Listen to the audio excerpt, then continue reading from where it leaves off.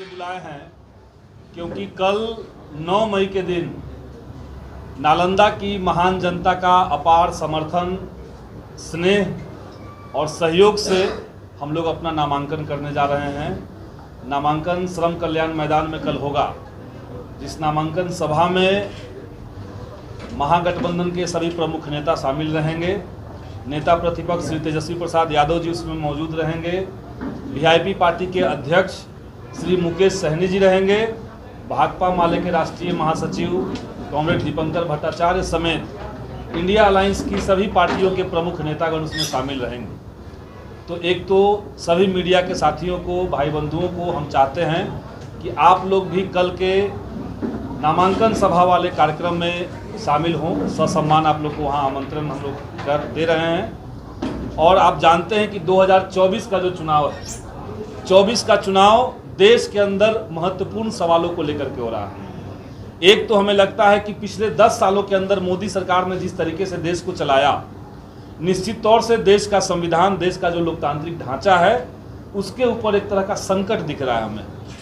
जिस तरीके से संवैधानिक संस्थानों का दुरुपयोग हुआ, संसद के अंदर विपक्ष के तमाम सांसदों को बर्खास्त करके जो एक नई परंपरा की शुरुआत की गई है और गैर जन विरोधी कानून जिस तरीके से पास हुए हैं, वो इस देश के लोकतंत्र के लिए कतई अच्छा नहीं रहा है। तो एक तो हम लोग लोकतंत्र और संविधान के मुद्दों को लेकर के जनता के बीच में जा रहे हैं, और दूसरा जो नया मामला हम देख रहे हैं कि भारत की राजनीति के भीतर से जनता के सवालों को गायब कर देना, या कहिए कि चुनाव के समय जब कोई राजनीतिक दल जो सत्ता में थी वो कोई अपना एजेंडा जब जारी कर रहा है तो जनता के सवालों को उसमें दरकिनार कर दिया जा रहा है। 2 अहम जनता के सवाल, बल्कि 3 सवाल हम यहाँ रखना चाहते हैं।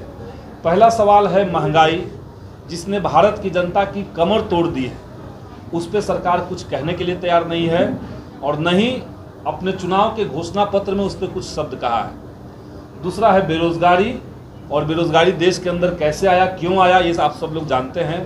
बड़े पैमाने पर निजीकरण, जो सार्वजनिक संस्थान थे उसको प्राइवेट संस्थानों को बेच देना, और एक बड़ा सेक्टर जो जहाँ पे हमारे देश के नौजवान, किसान, मजदूर के बाल बच्चे, युवा जो जाते थे, वो है सेना की बहाली, जहाँ पे अग्निवीर योजना ला दी गई। तो ऐसे करके युवाओं के सामने बेरोजगारी का एक बड़ा अंधेरा युग मोदी सरकार ने रखा है, और उसके ऊपर भी सरकार कुछ कहने के लिए तैयार नहीं है। तीसरा जो अहम सवाल है वो है देश के भीतर महिलाओं का मान सम्मान और बराबरी का हक अधिकार।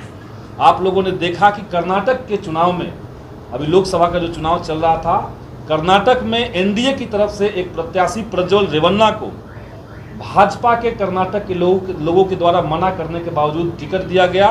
और न केवल टिकट दिया गया, बल्कि ऐसे आदमी को जिसके पास 3000 महिलाओं के साथ यौन उत्पीड़न करते हुए वीडियो जिसने खुद बना करके रखा हुआ है, वैसे व्यक्ति को नरेंद्र मोदी मंच पर चढ़ करके उनका समर्थन करते हैं। और देश के प्रधानमंत्री ने यह भी कहा कि प्रज्वल रेवन्ना का एक एक वोट मोदी को मजबूत करेगा। चुनाव हो गया, वोटिंग हो गई। अगले दिन जब पुलिस एफआईआर का तलाश करने उनके घर पर छापा मारने गई, तो इस तरह के वीडियो सामने आए, जिसकी सूचना पहले से भाजपा के लोगों ने, कर्नाटक के लोगों ने प्रधानमंत्री को और बीजेपी के सेंट्रल कमेटी को दे दिया था। उसके अलावा आपने देखा कि महिला पहलवानों के साथ जिस भाजपा के सांसद ब्रजभूषण शरण सिंह ने लंबे समय तक यौन उत्पीड़न किया, उसके बेटे को दोबारा से भाजपा ने टिकट दिया। तो ये 3 अहम सवाल इस देश के सामने चुनौती बन करके है, और हम लोग चाहते हैं कि इन सवालों पर सरकार को जवाब देना चाहिए। महागठबंधन ने इस बार चुनाव में ठोस तरीके से अपना एजेंडा तैयार किया है। हमने तैयार किया है कि महंगाई कम करने के लिए गैस सिलेंडर का जो दाम है उसको तत्काल हम लोग 500 रुपये पर ले आएंगे। डीजल और पेट्रोल के दाम में 20-20 रुपये की तत्काल कमी की जाएगी। और जो बेरोजगारी का दौर देश के अंदर चल रहा है, सरकार अगर इंडिया गठबंधन की बनती है तो हम लोगों ने ये अनाउंस कर दिया है कि सरकार बनते ही अग्निवीर योजना समाप्त करेंगे, और पहले की तरह सेना में नियमित बहाली हम लोग चालू करेंगे। इसके अलावा जो 30 लाख सरकारी नौकरी के पद देश के अंदर खाली हैं, उस पर 6 महीने के अंदर भर्ती की जाएगी, और 70 लाख नए पद सृजित करके कुल 1 करोड़ नौजवानों को सरकारी नौकरी हम लोग देंगे। ये इंडिया गठबंधन ने ऐलान किया है।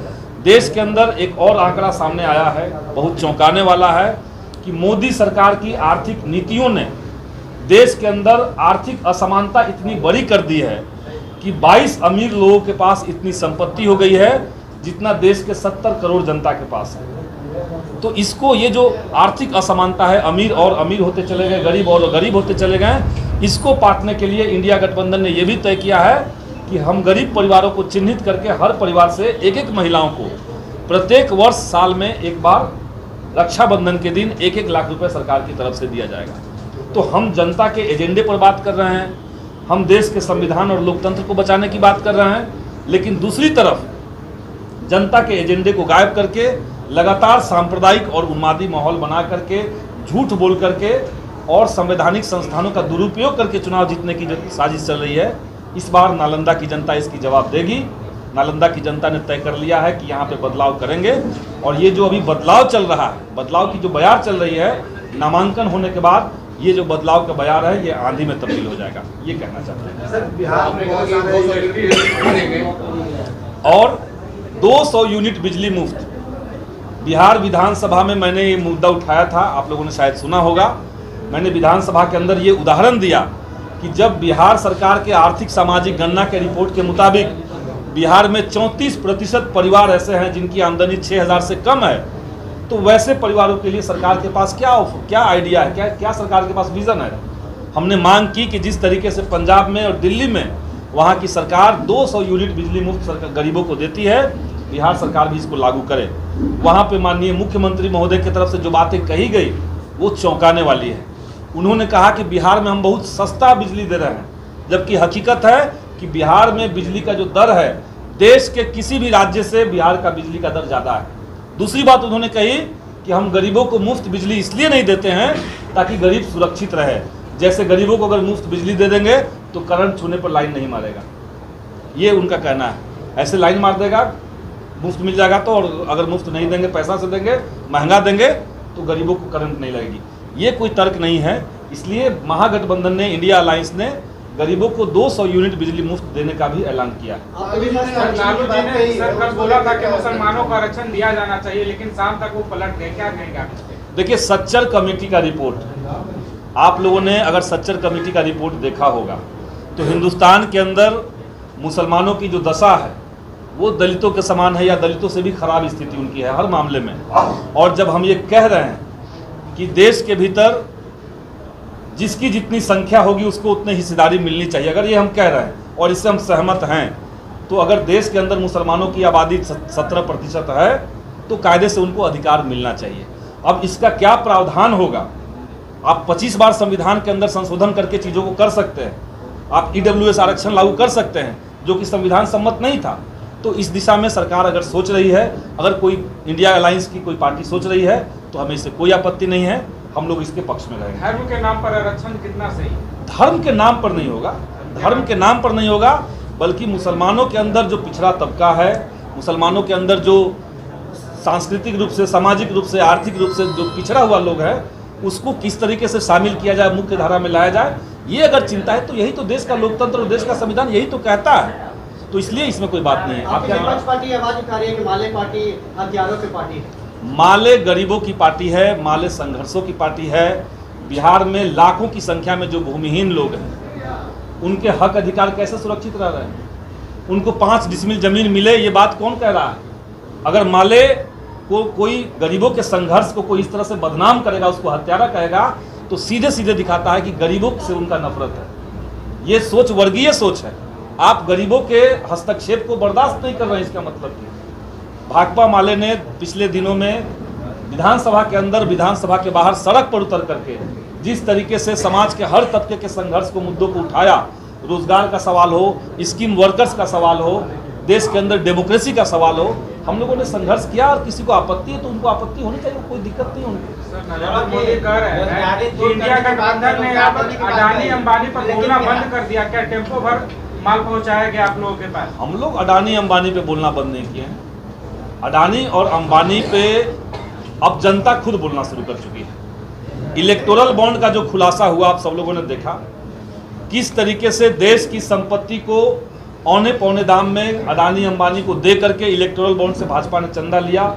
न केवल अडानी अंबानियों से बल्कि बहुत बड़े बड़े कॉन्ट्रैक्ट जो थे वो गलत कंपनी को दे करके, गलत व्यक्ति को दे करके चंदा लिया गया। यहाँ तक कि भाजपा जिस तरीके से गाय के नाम पर माहौल बनाती है, ये भी सामने दिखा कि बीफ कंपनियां जो बीफ एक्सपोर्ट करती है बाहर के देशों में, उनसे भी भाजपा ने चंदा लिया। और तो और कोविशील्ड जिस कंपनी ने बनाया और जो जिसने अभी स्वीकार कर लिया देश के अंदर कि हमारा कोविशील्ड से साइड इफेक्ट हो रहा है, ब्रेन हेमरेज हो रहा है, हार्ट अटैक हो रहा है, उस कोविशील्ड से भी भाजपा ने इलेक्टोरल बॉन्ड के माध्यम से 52 करोड़ रुपए चंदा लिए। और उस समय जब हम लोग कह रहे थे कि इस कोविशील्ड की जांच हो जानी चाहिए, लैब में एक बार टेस्ट हो जाना चाहिए, तब भाजपा के लोग बहुत हाय तौबा कर रहे थे। आज देश की जनता के साथ, उनके जान प्राण के साथ ये लोग खिलवाड़ किए हैं। ये सब कुछ देश की जनता देख रही है। आए थे, जिन्होंने स्टेटमेंट दिया है कि जो तेजस्वी यादव की पार्टी है वो अपराधियों और आतंकवादियों को संरक्षण देती है। देखिए, इस देश के अंदर सबसे बड़े अपराधी जो हैं, सबसे बड़े आतंकी जो हैं, वो वही लोग हैं जो देश की गंगा जमुनी तहजीब को तोड़ना चाहते हैं। हिंदू मुसलमान एक साथ मिलकर के आगे बढ़ना चाहते हैं, समाज का विकास चाहते हैं। और आप चाह रहे हैं, भाजपा के लोग चाह रहे हैं कि हिंदू मुसलमान आपस में लड़ते रहें, देश के अंदर महंगाई बढ़ती रहे, बेरोजगारी बढ़ती रही, जनता के मुद्दे गायब होते रहें। तो उनको ये लग सकता है कि कौन से लोग आतंक में शामिल हुए हैं, ये किसको नहीं पता है। प्रज्ञा ठाकुर से लेकर के तमाम नामों का लिस्ट आपको मिल जाएगा। हेमंत करकरे की हत्या कब हुई, कैसे हुई, किस कारण से हुई, महाराष्ट्र के अंदर आतंकी हमले के नाम पर कौन लोगों ने हेमंत करकरे को मारा, ये सब लोग जानते हैं। तो भाजपा अपने आप में कैसी पार्टी, ये सब लोग जान रहे हैं। चिराग पासवान आरोप लगा कि जो 5 किलोमीटर का अनाज मिल रहा है उसको इंडिया गठबंधन समाप्त करने की साजिश रचती है। कोई समाप्त नहीं कर रहा है। और न तो इंडिया गठबंधन ने तो पहले कही है कि देश के अंदर हम ये बात बता रहे हैं लोगों को कि आपको 5 किलो जो अनाज मिल रहा है, आप इससे पहले के दौर को याद कीजिए, जनता को राशन भी मिलता था, किरासन भी मिलता था, महिलाओं को साड़ियाँ भी मिलती थी, धोती भी मिलता था, किताबें भी, कॉपी भी मिलती थी। एक समय में तो मिलता था जनता को। ये सब चीज़ आपने बंद कर दिया। आप 5 किलो राशन पे आ गए। और ये जो राशन 5 किलो जा रहा है, ये बंद किस चीज़ पे रहा है? इसके लिए गैस चाहिए, जिसको आपने बढ़ा करके 1300 कर दिया।